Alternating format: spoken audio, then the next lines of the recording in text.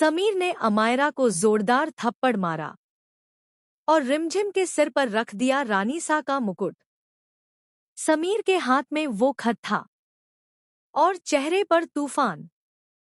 कार्तिक ने रिमझिम के कमरे में वो खत रख दिया था जिसमें लिखा था पूरा सच। मंडप में दुल्हन बदल दी गई थी। समीर की शादी अमायरा से नहीं, रिमझिम से हुई थी। समीर ने खत पढ़ा और उसकी पूरी दुनिया हिल गई। नीचे पूरा महल इकट्ठा था। अमायरा रानीसा बनने की रस्म के लिए तैयार खड़ी थी, मुस्कुरा रही थी। तभी समीर नीचे आया, चेहरा लाल, आंखें आग बरसाती हुईं। बिना एक पल गवाए उसने रिमझिम का हाथ पकड़ा, उसे रानी शाह की कुर्सी पर बिठाया और रानीसा का मुकुट उसके सिर पर रख दिया। आज से रिमझिम ही इस महल की रानीसा है। अमायरा जैसे आसमान से गिर पड़ी। समीर, ये क्या बकवास कर रहे हो? रानीसा तो मैं बनूंगी। मैं तुम्हारी पत्नी हूं। समीर ने गुस्से में अमायरा का हाथ पकड़ा और उसे जोर से धक्का दे दिया। फिर एक जोरदार थप्पड़। चुप रह अमायरा, मेरी आंखों के सामने मत आ, नहीं तो तेरे लिए बहुत बुरा होगा। मोहिनी के पैर थरथरा गए। उसे समझ आ गया, समीर को सब कुछ पता चल गया है। समीर ने अमायरा को घूरते हुए कहा, तुमने रिमझिम के साथ कितना बड़ा धोखा किया।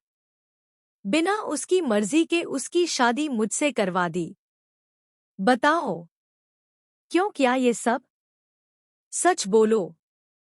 अमायरा रोते हुए बोली, अब क्या फर्क पड़ता है समीर? तुमने तो रिमझिम को रानी बना लिया है।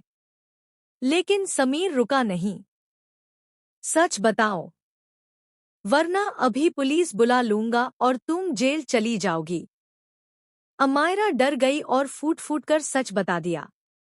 राजपुरोहित ने पहले ही चेतावनी दी थी, जो भी समीर से शादी करेगी उसकी मौत हो जाएगी। सिर्फ 30 दिन बाकी हैं।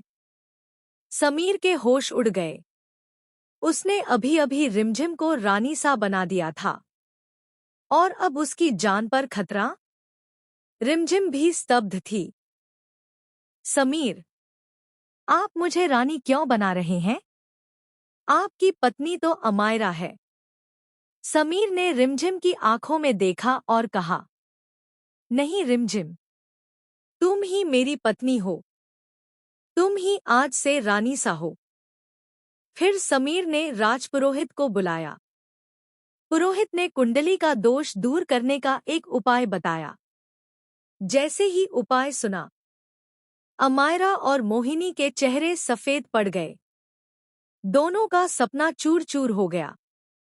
रिमझिम की मौत का इंतजार करने वाली दोनों अब खुद डर गईं। समीर ने गुस्से और प्यार भरी आवाज में कहा, रिमझिम,